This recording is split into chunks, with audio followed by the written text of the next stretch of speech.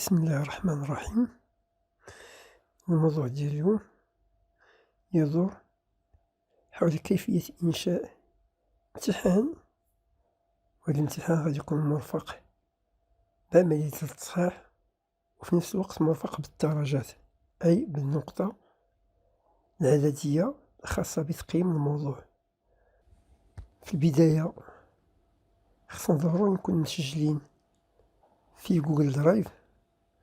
عملية التسجيل بطبيعة الحال هي معروفة كي كنسجلو في جميع المواقع.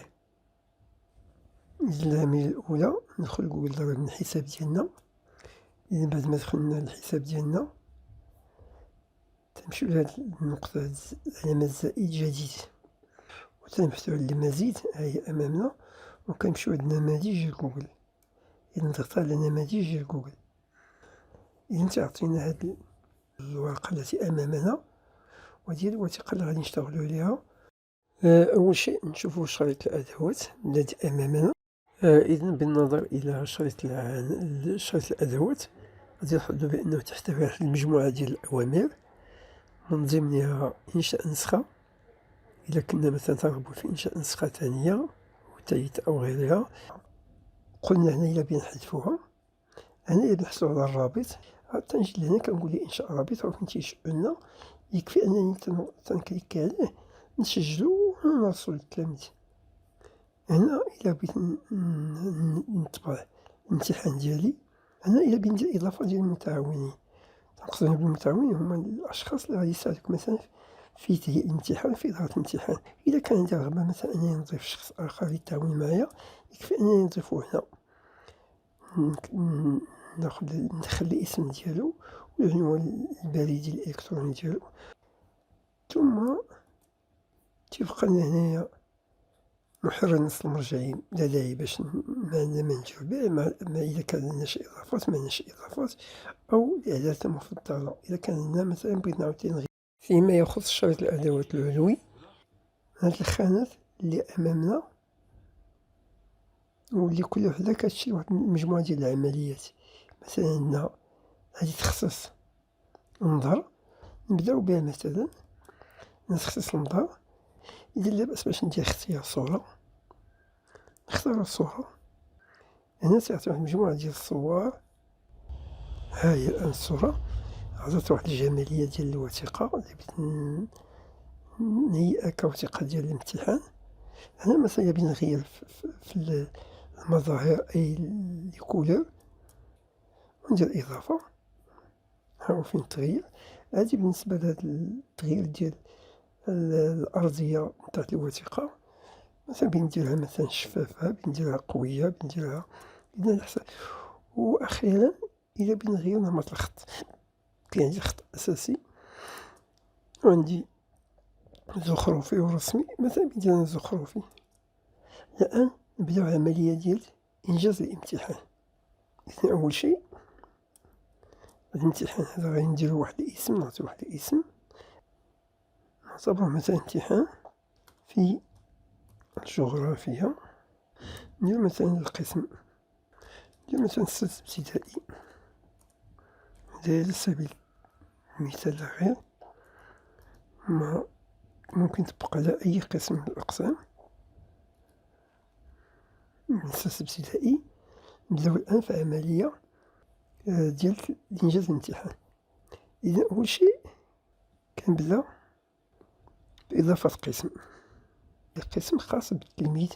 إذا مثلا هو نسموه مثلا القسم مثلا ابتدائي كذا. نجو إذا كنجيو لهاد العلامة هادي خاصة على إضافة السؤال. هنايا باستيراد الأسئلة، هادي خاصة بإضافة العناوين والوصف، ثم هادي خاصة بإضافة الصورة، وهنا إضافة فيديو، وهنا بإضافة الأقسام. الأقسام مثلا الامتحان كنقسمو مثلا واحد 3 ديال الأقسام ولا 4 ديال الأقسام، وكل قسم تنكون محدد فيه واحد الجانب من الأسئلة الخاصة. غادي نوضحو هادي أكثر. دابا الآن حنا في القسم الثاني، إلا بغينا نديرو مثلا أسئلة، إذا هنا ضروري كنديرو إضافة سؤال. إذا مجرد ما كنضغطو وحيدة عا فين كتعطينا هاد الحيز فين غادي نوضعو السؤال ديالنا. وهنا بطبيعة الأسئلة فهي تختلف حسب نوع الإجابة، فهناك مثلا أسئلة ذات إجابة قصيرة، مثلا بغيت أنا الجواب يكون على شكل فقرة، أو بغيت هناك خيارات الجواب يكون خيار من الخيارات المتعددة، أو مربع ديال اختيار واحد، أو قائمة منسجلة إلى غير ذلك.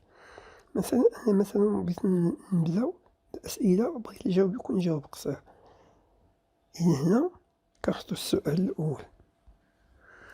إذن مثلا السؤال الأول كيتعلق بتعريف التلميذ. السؤال الأول كيتعلق بتعريف التلميذ، الاسم كامل. إذا عطينا الإجابة هي عبارة عن إجابة قصيرة. نجيو لإضافة سؤال آخر، مثلا بغينا نعرفو الرقم الوطني ديالو الخاص به. نفس العملية تكون إجابة قصيرة، ونقول ليه مثلا بغينا فقط عبارة عن رقم ماشي نص ماشي نجيو لهاد النقط الثلاث، ونجيو هنا التحقق من صحة الرد. غنديرو بأنه اللي تنطلبو منو هو يعطينا واحد النص، إما على شكل نص ويكون تيحتوي على عنوان البريد الإلكتروني. ونجيو ليه كذلك مطلوب نفعلو هاد العلامة هادي باش تكون هاد أنه يعرف لنا، كل واحد يعرف لنا بالاسم ديالو وبالرقم الوطني ديالو إلى غير ذلك. نمشيو الآن لإضافة قسم جديد.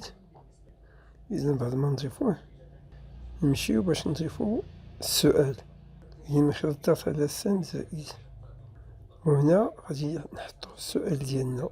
هنا المكان فين غادي نحطو السؤال، وغادي نختارو نوع الإجابة اللي بغينا، واش إجابة قصيرة ولا من اختيار من المتعدد إلى غير ذلك.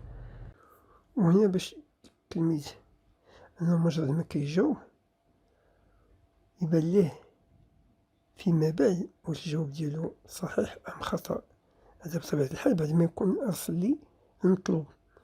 كنجيو لهاد الخانة هادي تاع إعدادات، عندنا فيها عام، فيها تقديم، فيها اختبارات. اللي تيهمنا هي الاختبارات. إذا نضغط على الاختبارات وكنفعلو هاد العلامة هادي باش يولي التلميذ تيتفاعل معايا. هنا تيولي إصدار الدرجة مباشرة بعد كل إرسال. أنا مجرد ما تيصيفط ليا الأجوبة ديال الامتحان تتبان ليه الدرجات اللي حصل عليها. إذا كليك على عملية الحفظ وكنجيو كنلاحظو بأن تزاد عندنا واحد القيمة هي مفتاح الإجابة. إذا هنا تقولي أشنو هي الإجابة الصحيحة. إذا نكتبها مثلا، وهي سؤال راسك به. هنا إضافة الإجابة الصحيحة، وضغط العلامة كندير تم، ندير النقطة المثل هادي اللي غادي نعطيو على هاد الجواب. إذا تنقوم بإضافة السؤال بنفس الطريقة، أي علامة زائد، ونحاولو نوع من الأسئلة ديالنا. سابقا درنا سؤال مباشر إجابة قصيرة، الآن نديرو اختيار من المتعدد. نوضعو السؤال ديالنا كيف العادة في الخانة المخصصة له، ثم نحددو الجواب الصحيح، ثم نحددو النقطة، ومن بعد ذلك ندوزو مثلا السؤال الآخر اللي عندنا. حنا غادي ندير واحد المجموعة ديال الأمثلة باش ما يخرجش لنا الفيديو حيز ديال الوقت كبير، ونرجع لكم. للإشارة أنه كاين أسئلة أخرى اللي ممكن نضيفوها اللي هي كتاخد واحد نوعية خاصة، مثلا الأسئلة على بعض الوثائق وعلى بعض الخرائط. إذن الطريقة راهي سهلة أيضا.